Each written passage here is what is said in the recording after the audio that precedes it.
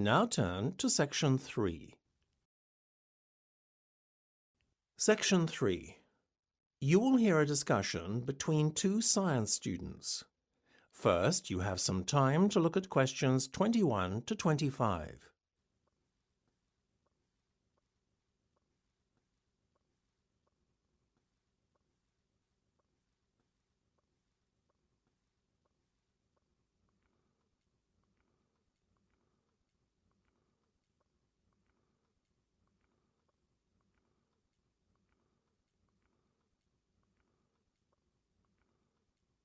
Now listen carefully and answer questions 21 to 25.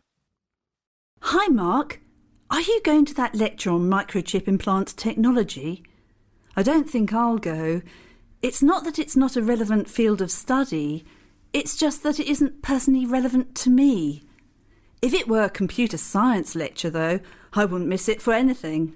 I know. Still, I think the concept of microchip implants is rather intriguing. Whether you like the idea or not, such a technology opens up so many possibilities. Almost everyone stands to benefit from it. It just sounds so futuristic and like something out of a sci-fi novel to me. Funnily enough, microchip technology was first predicted in a sci-fi novel over half a century ago. More amazingly still, the prediction didn't fall far short of reality either. But what sort of person would implant a microchip in their body? Oh, I don't know. Gadget and techie enthusiasts for one. Whilst we may not have the technology available at the moment to use their full potential, they will have uses in many fields in the future, I'm sure. But doesn't the implantation of the chip hurt at all? I'd imagine it was quite painful. Actually, from what I've heard, it's relatively painless. All you feel is a slight prick on your skin as a needle with the chip is inserted under your skin. Just the thought of it makes my stomach turn. But isn't it quite unsightly? Doesn't the chip show up as a bump on the skin surface? No, not at all. It's really minute, you see. It's so small it fits into the size of a thumbnail. Well, it's certainly not my thing for sure. I think you ought to come to the lecture, though. You might change your mind. No, you go. If you find out anything interesting, then you can tell me. I'll be around on campus for at least the rest of the afternoon. OK, you're on. Great. We'll meet after the lecture then. See you. Bye.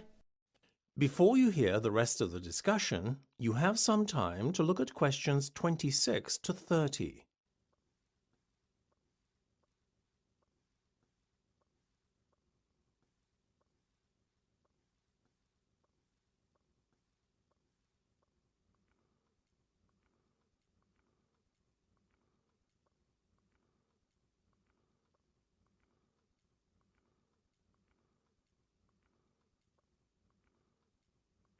Now listen and answer questions 26 to 30. Hi, Mark. So how was the lecture? You really missed out. Really? Yes, I learned so much. You wouldn't believe how microchip implants will improve our lives in the future. Oh, tell me more.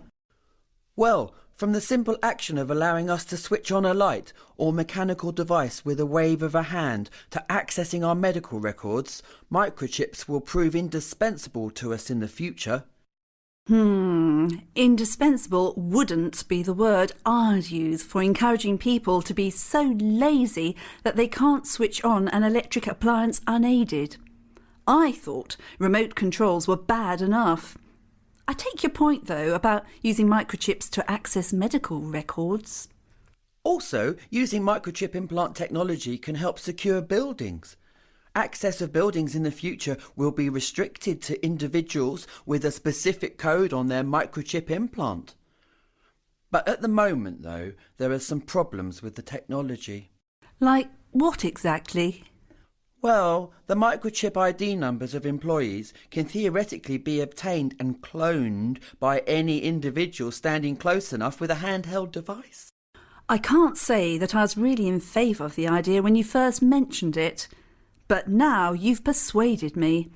If it's so easy to breach security, then you're really defeating the whole point of the object, aren't you?